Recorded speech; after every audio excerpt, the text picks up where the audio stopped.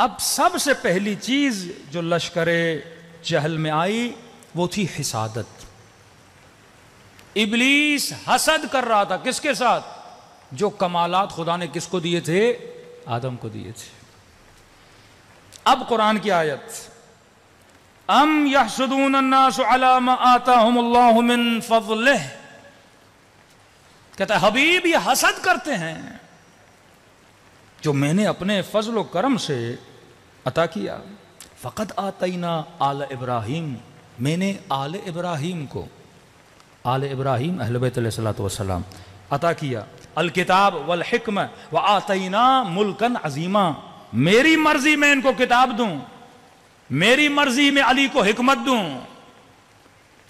ملکن عظیما، آخر میں اگر میں سب سے بڑی حکومت بھی عطا کروں گا تو آل ابراہیم کو عطا کروں گا، کسی اور کو حکومت عطا نہیں کروں گا.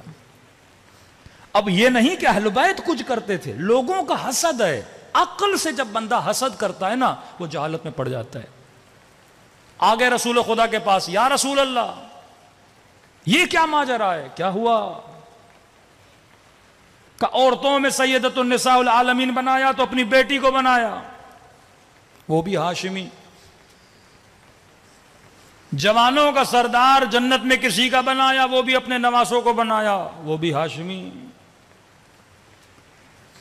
سید الشہداء اگر کسی کو بنایا وہ بھی حمزہ کو بنایا، وہ بھی ہاشمی.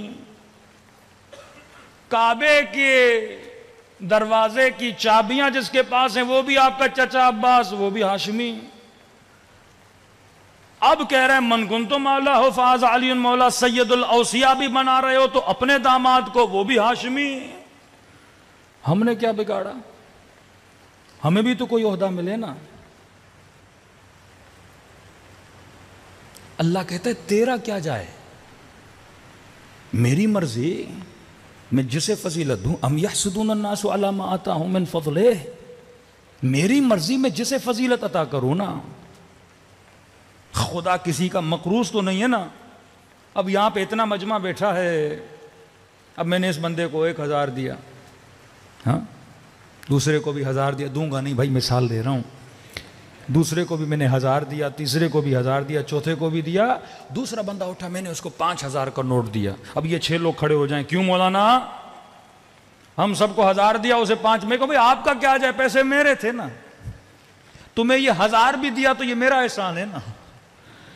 اللہ کہتا ہے میں نے تجھے مسلمان بنایا، یہ بھی تو میرا احسان ہے. نے تجھے انسان بنایا، میرا احسان ہے نا. اب میری مرضی میں علی کو مولا بناؤں، باب مدینۃ العلم بناؤں، تیرا کیا جاتا ہے؟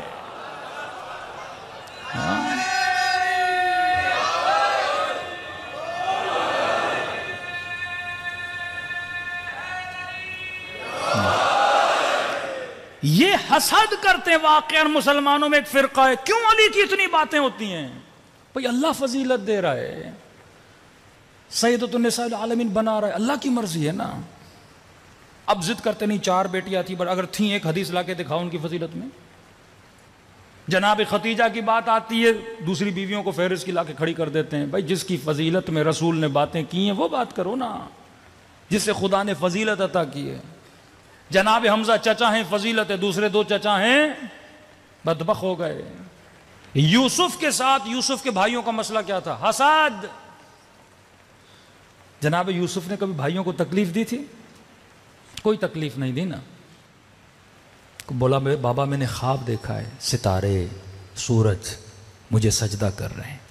یعقوب کی سمجھ گئے کہ یوسف بیٹا ہے پر مجھ سے افضل ہے.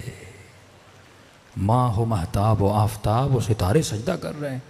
کب بیٹا ایک سے مراد میں ہوں، تیری ماں ہے، تیرے بھائی ہیں. سمجھ گئے تھے، لیکن بھائیوں کو نہ بتانا. ام یحسدون، اصل جڑ ہے حسد. ابلیس بنا حسد کی وجہ سے کہ اسے کیوں دیا، مجھے کیوں نہیں دیا. یہ پہلی بیماری ہے اور مضبوط ترین، جہاں سے شیطان انسان کے وجود میں آگ لگانا شروع کر دیتا ہے. تبھی فرمایا علی والا کبھی حسد نہیں کرتا. تو دیکھ خدا نے ان کو کیا دیا ہے اور وہی روشنی اپنے وجود میں پیدا کرنا شروع کر دے. حابیل اور قابیل کا قصہ حسد سے شروع ہوا. 950 سال تبلیغ کی حضرت نوح نے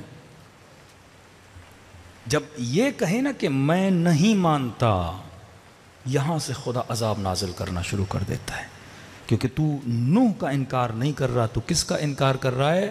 پروردگار عالم کا انکار کر رہا ہے۔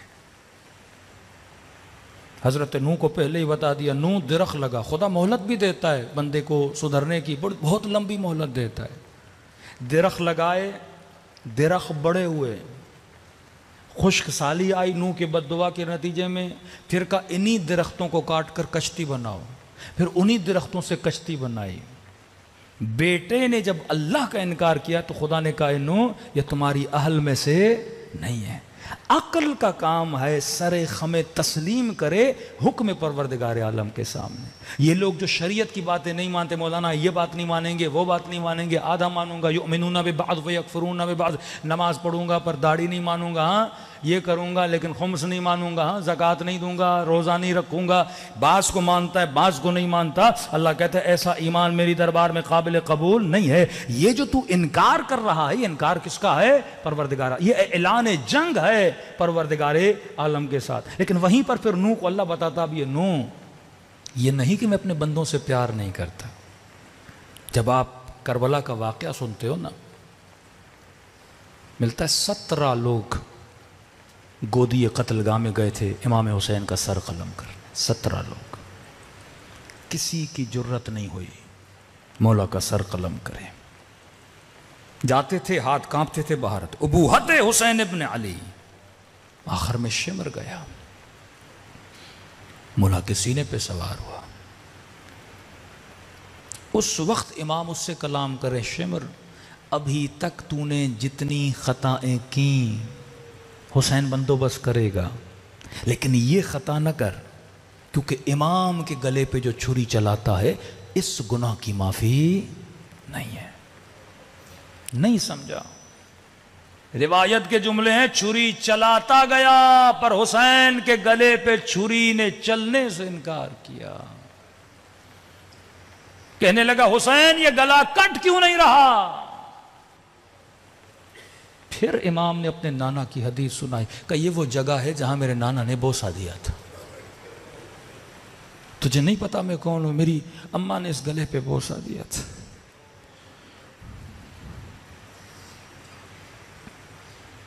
پھر امام زین العابدین فرماتے اس نے میرے بابا کے گردن کو پلٹ دیا، پیچھے سے گلا کاٹنا شروع کر دیا۔ اور کیا کرے پروردگار عالم انسان کو، اور کتنا بتائے، تو کن کثافتوں میں، کن نجاستوں میں زندگی گزار رہا ہے۔